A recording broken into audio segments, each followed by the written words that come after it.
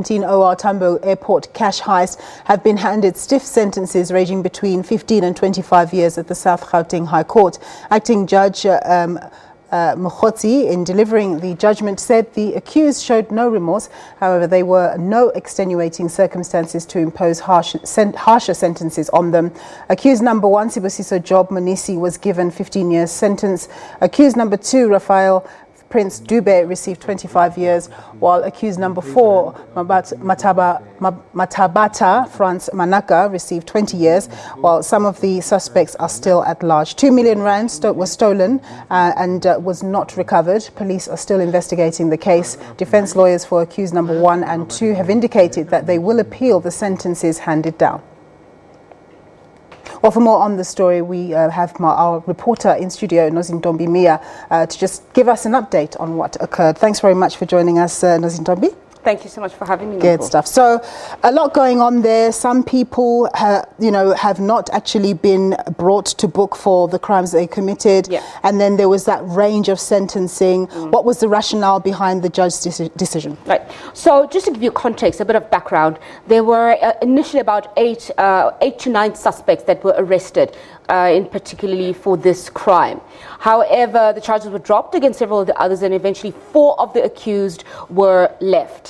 Last week, one of accused number 3 was acquitted of the crime because there was insufficient evidence, and his testimony was not recorded correctly based on what the arresting officer had done. So ultimately, the 3 convicts now, who obviously have now been convicted, were the ones who were held responsible for the heist that happened in March 2017. So what acting Judge Justice Mogotsi said was that the 3 had not shown any remorse. They still pled not guilty up until the very bitter end. They believe that they did not commit a serious crime. They believe that what they did was just because they felt that their circumstances, their own personal circumstances, they came from poverty, they weren't making enough money.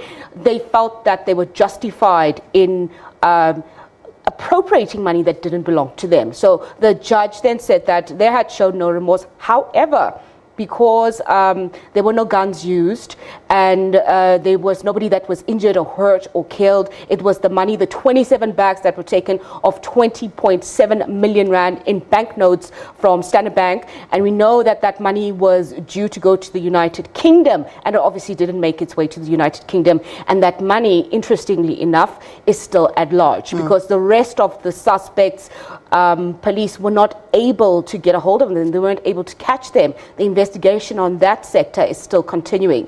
So ultimately, these 3 convicts were then obviously held responsible for that heist that happened. The money is still not there. It's still at large. However, there still are some other suspects that have not been caught. I vaguely remember when that happened last year, people were saying it must have been an inside job. How do you penetrate an airport like that? Are any of the people who've been charged and sentenced, are any of those people internal people? Yes.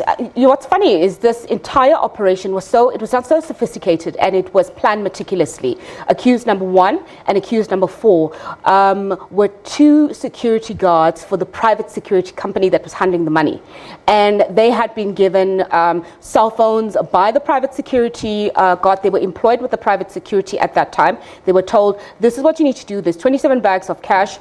You need to drop it off at this particular location inside the OR Tambo, and you need to then make contact with the head office and then dispose of the cell phones. They didn't do that. What they did was they orchestrated this entire elaborate, it was almost like an Ocean's 11 type of, robbery, because they had 2 getaway cars.